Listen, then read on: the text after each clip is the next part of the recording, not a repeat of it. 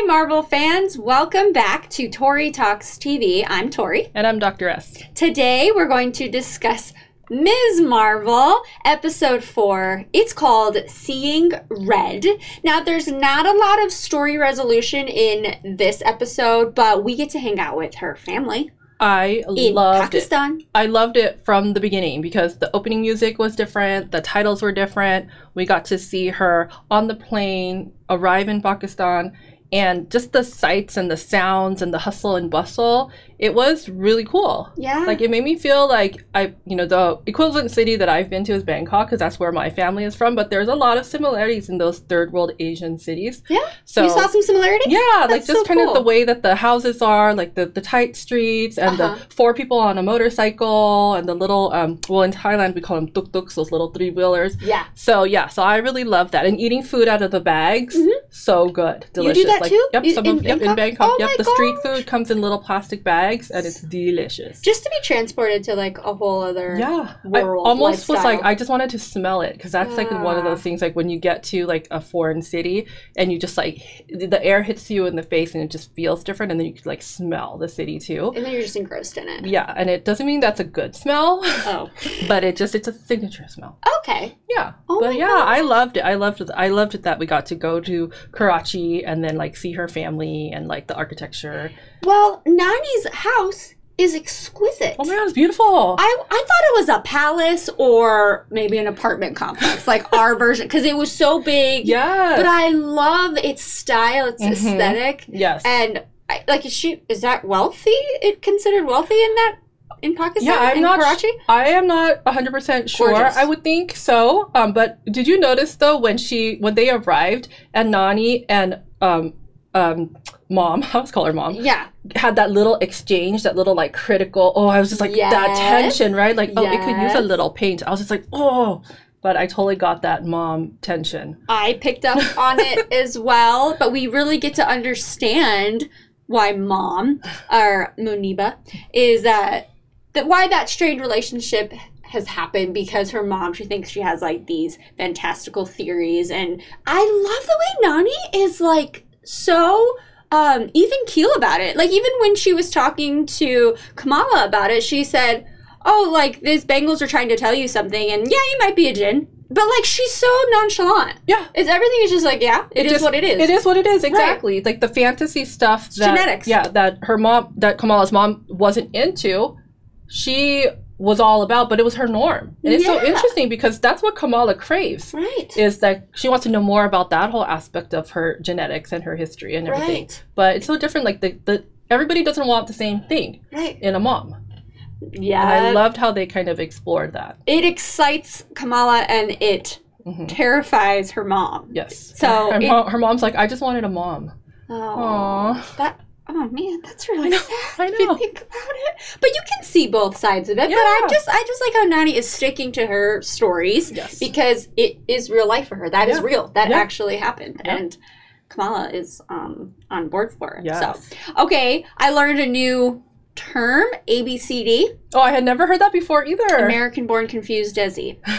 So there's a movie with the same title. It was only done in 2019. I kind of want to see it. Yeah. I liked it. I didn't know there was a term for that, but that's hilarious. I don't know if it's supposed to be funny, like they're making fun, but it sounds like it, right? Is it specific to Pakistani? I think there's certain regions that it's specific to. Yeah, because I had never heard that before. Because there is like ABC, like American Born Chinese. Oh. That is, said like to distinguish between like a Chinese person born in China and living in China versus one that's born in America, and then what happens when they meet. So I was thinking it was something to do with that type of kind of fascinating intercultural thing. I love that. Okay, so tell me why Kamala goes to the train station with her mask on. Is she fishing? Is she a bait? Is she baiting? So I was thinking she's trying to camouflage herself so nobody sees her. Who would see her? I don't know. Okay. She just doesn't want to be known. I didn't get and that mask either. Is going to do it. Well, that's the whole superhero funny thing, right? Like all the superheroes are like, "Oh, I'll put on my mask," and then no one will know who I am. Okay. Like I don't know. I feel like that's a thing. Well, I mean, it worked. She got somebody to notice her, and that somebody is what's his name? Oh, I don't know, but he's a Red Dagger. Kareem. Oh yes. Of the Red Daggers. And he wears a red mask so no one will recognize him. Yes. Which I now know, well, but that covered more of the now face. We all know, though, like, since COVID, and we've all been wearing masks, you recognize people. I just ran into someone at the post office today, and I was wearing my mask, and he totally knew who I was. Really? Someone I work with, don't know very well, but he's like, hey. Yeah, those masks. Yeah. When I saw the show later, I was just like, yeah, that didn't do anything. It's not working. Well, he ends up being delightful. I did notice a lot of flirty banter between him and Kamala. Okay, so everyone flirts with Kamala, I was noticing. Well, because Bruno likes him, and then Cameron likes her. Is there going to be a love square? I feel like nothing's going to happen with any of these guys. Good. She just gets to have her, like, flirtatious moments, which I'm down with. I think that's perfectly fine. She's too busy fighting bad guys. Don't have time but he was boys. cute.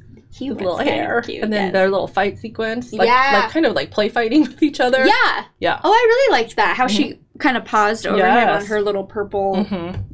What? I'll just say stars. Blob stars. The trail of stars.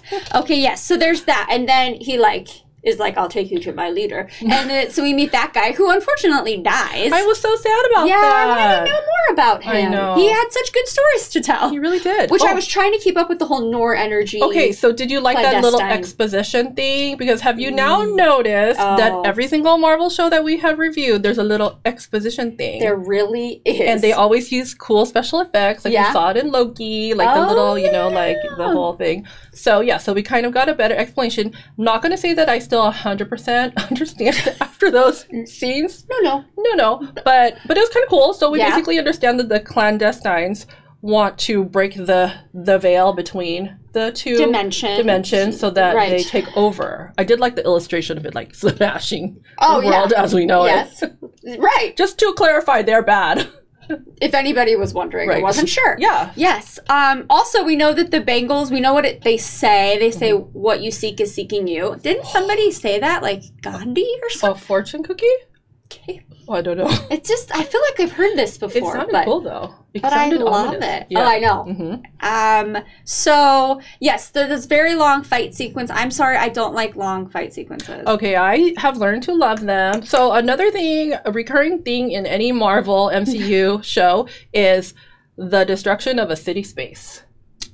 There is always a chase, and they mess up a bunch of people's lives. Like, come on, you're gonna destroy. Yeah, let's mess up a wedding. Let's destroy New York City. But here, like the streets of Karachi, these poor vendors just trying to sell their goods, and you're just like messing stuff up. Yeah. But at least they didn't kill the people on the motorcycle. That's true.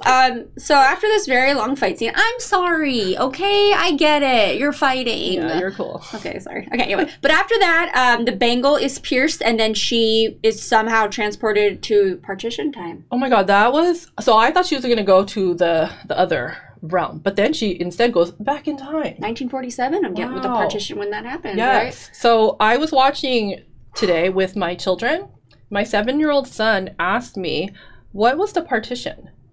And so... Did you know the answer? I knew only very superficial understanding of it. I definitely did not learn about... I was a history major, and I did not have a class where I learned about the history with the partition and the British leaving India and leaving the people to kind of, take care of themselves after being colonized for 300 years. Right. So we did some research together, and we talked about it, and I learned like how absolutely horrific it was. And since then I had learned about it here and there with like people I knew who are like from Pakistan and India. But to kind of read in depth about it is really, really heartbreaking. So I just have to say how amazed I am that Marvel and Disney is doing this show, because my 7-year-old son is asking questions about it, and we're being made to go research and talk about it. And it might be something he isn't going to be taught in school, because I was educated in Nevada again, and I don't remember ever learning about this. No. Nevada is second to last in the nation for education. Yes. No, I am embarrassed and sad to say that I didn't know anything about Partition. I didn't know anything about the Tulsa riots. I mean, there's a lot of things that I feel duped, and I feel like that is a huge part of history. I mean, it was like world history classes we took. Why didn't I learn about this? Right. Or I have a terrible memory. But I feel like I would have remembered. I remember the Holocaust. We talked about the Holocaust. And that's even kind of like, weird the way the Holocaust is taught in the US too, because it's very superficial. It's like, oh yeah, this happened. And now some people say, may or may not have happened the way they say. No. And then we move on. Yeah. So, no, I just think, I'm grateful to Marvel for this. So amazed this that history they're doing lesson. this. Yeah. So, yeah, I just wanted to give credit for that too. What a gruesome time. I'm shocked. Genocide. Yeah. It's insane. And to see this shot of the end of the episode where the camera goes up and you see like the masses of people just trying desperate to get to where they will feel like safe. Yes. Yeah. And to know so many people died, hundreds of thousands of people, like so violently. Like millions, yeah. right? Yeah. So is she now her Aisha? Is she Aisha? Is she taking her place? Or is she just transported back in time just to see how that all went down? And how will she get back, right? Right. Are we going to see Aisha? Or are we going to see her see what her Nani went through? Right. I don't know. Because that's the Karachi train that's in when she sees the train, the vision. Yeah. Well, the stakes are high for sweet Ms. Marvel, right? So we'll see what happens, but what a cliffhanger. So good. Yeah. I can't wait. Do we only have 2 episodes left? I think we only have 2 episodes left. But this is going to wrap up nicely. I really like the flow of how there's a lot of levels to it. And this was a little bit of a cool down, but then they end with that amazing cliffhanger. Yeah. Yeah. And we got to see this whole like cultural historical aspect of it. If you didn't get anything from it, you get that. And meet like the new, like the Red Daggers, who I hope we get to see more of. Well, yeah, because that'd be cool. I'm getting excited. Yeah. Okay, well, everyone, please let us know what you thought of this episode. Please comment below. Let us know if you learned about Partition in school, because I can't just be me. No. And then please like and subscribe while you're there. We'll see you next time for the penultimate episode of Ms. Marvel. Thank you for watching. Bye-bye.